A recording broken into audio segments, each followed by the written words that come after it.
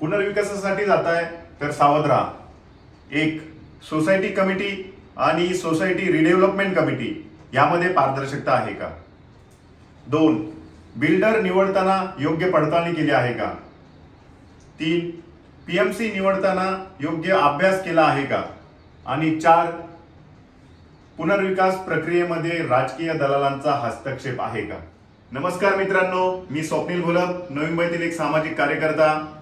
नवी मुंबई शहर हे 30-35 वर्षापूर्वी विकसित झालं आणि आज पुन्हा 30-35 वर्षानंतर सिडकोच्या जुन्या इमारती पुनर्विकासासाठी जाताना आपण पाहत आहोत। त्यामुळे स्थानिक रहिवासी आणि नवी मुंबईतील नागरिकांमध्ये पुनर्विकासामुळे आनंदाचे वारे वाहू लागलेले आहे। मोठी मोठी घरं भेटणार, टॉवरमध्ये राहायला जाणार, या आनंदामध्ये सर्व रहिवासी आहेत। परंतु याचाच फायदा कुठेतरी राजकीय दलाल, अविश्वासू बिल्डर, अविश्वासू पीएमसी आणि सोसायटी कमिटी हे एकत्र येऊन रहिवाशांवर अन्याय करताना पण आपल्याला कुठेतरी दिसत आहेत। याच्यामध्ये राजकीय वलय असलेल्या व्यक्ती, राजकीय दलाल, बिल्डर्स, पीएमसी आणि सोसायटी कमिटी हे एकत्रित येऊन रहिवाशांवर कुठेतरी दबाव टाकताना आपल्याला दिसत आहे आणि रहिवाशांवर मनमानी दबाव अशा पद्धतीने टाकत आहेत आणि रहिवाशी सुद्धा त्याला कुठेतरी बळी पडताना आपल्याला दिसत आहेत। रहिवाशांनी 30-35 वर्ष अगोदर घेतलेली घरे, बँकेचे भरलेले हप्ते, त्यामुळे तुटपुंच्या कमाईवर घेतलेली ही घरे आता कुठेतरी पुनर्विकासाला जाणार। म्हणून हे स्थानिक रहिवासी, ज्येष्ठ नागरिक आनंदाने कोणत्याही प्रकारची शहानिशा न करता, कोणत्याही कागदपत्रांची चाचपणी न करता डोळे बंद करून आपल्या स्वाक्षऱ्या देत आहेत। त्यामुळे याचा फायदा बिल्डर लॉबी असेल, पीएमसी असेल, राजकीय दलाल असतील, याचा फायदा आपल्याला हे लोक घेताना दिसत आहे। त्यामुळे या ठिकाणी मी आव्हान करतो की जे रहिवासी आहेत, जे ज्येष्ठ नागरिक आहेत, त्यांनी प्रॉपरली डॉक्युमेंटेशन चेक करूनच पुनर्विकासाच्या प्रक्रियेमध्ये गेले पाहिजे। मागील काही मुद्द्यांनंतर मला स्थानिक रहिवाशांनी आणि नवी मुंबईच्या बाहेरच्या सुद्धा रहिवाशांनी मला संपर्क साधण्याचा प्रयत्न केला।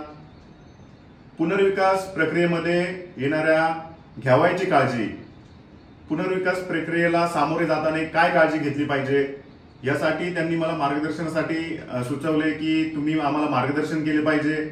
अशा व्यक्तींसाठी मी माझा मोबाईल स्क्रीनवर देत आहे, माझा ईमेल आयडी स्क्रीनवर देत आहे, जेणेकरून आपणही आपल्या सोसायटीमध्ये, आपल्या सोसायटी कमिटीच्या संगनमताने मार्गदर्शन शिबिर, चर्चासत्र आपण आयोजित करू शकता। आणि हे मार्गदर्शन शिबिर पूर्णपणे मोफत असेल, कोणत्याही प्रकारचे शुल्क आकारले जाणार नाही, कारण ही एक समाजसेवा आणि लोकांना जनजागृती करण्याचं हे माझं काम आहे। कोण अरेंज करू शकते हे मार्गदर्शन शिबिर? तर सोसायटीतील रहिवासी आणि सोसायटी कमिटी हे संगनमताने हे मार्गदर्शन शिबिर आयोजित करू शकता। शनिवारी संध्याकाळी किंवा रविवारी पूर्ण दिवसभरामध्ये तुम्ही कोणत्याही वेळेत अर्ध्या तासाचं हे मार्गदर्शन शिबिर स्थानिक रहिवाशांना, सोसायटीतील रहिवाशांना जागृत होण्यासाठी आणि पुनर्विकास प्रक्रियेमध्ये घ्यावयाची काळजी याबाबत आपण मार्गदर्शन शिबिर आयोजित करू शकता। आणि जर सोसायटी कमिटी आणि रहिवाशांमध्ये काही डिस्प्यूट्स असेल, काही अविश्वास असेल, तर सोसायटी कमिटीतील रहिवासी 15 ते 20 जण एकत्रित येऊन सुद्धा मला आमंत्रित करू शकतात। आता सर्वांना प्रश्न पडला असेल की मी हे का करतोय? त्यांना माझं एक सांगणं आहे की सर्वसामान्य चाकरमान्याला मुंबईमध्ये, नवी मुंबईमध्ये एक साधं घर घ्यायचं असेल तर पूर्ण जीवनाची कमाई त्या घरामध्ये टाकावी लागते। आणि आता पुनर्विकास प्रक्रियेमध्ये जात असताना त्याच सर्वसामान्य नागरिकावर जर अन्याय होत असेल, या राजकीय दलालांकडनं, बिल्डर लॉबीकडनं जर अन्याय होत असेल, तर छत्रपती शिवाजी महाराजांचा एक भक्त म्हणून या अन्यायाच्या विरोधात रहिवाशांबरोबर उभं राहणे हे माझे आद्य कर्तव्य आहे आणि हीच माझी भूमिका आहे। कारण छत्रपती शिवाजी महाराजांची शिकवण आहे, जिथे अन्याय होत असेल त्या अन्यायाला वाचा फोडा, आणि हीच शिकवण घेऊन मी हे कार्य हातात घेतलेलं आहे। तर घाबरून जाऊ नका। तुमच्या पुनर्विकास प्रक्रियेमध्ये घ्यावयाची काळजी या प्रश्नांचे निरसन करण्यासाठी मी तयार आहे। तुम्ही मला कधीही आवाज द्या, मी तुमच्यासाठी तत्पर असेल। धन्यवाद।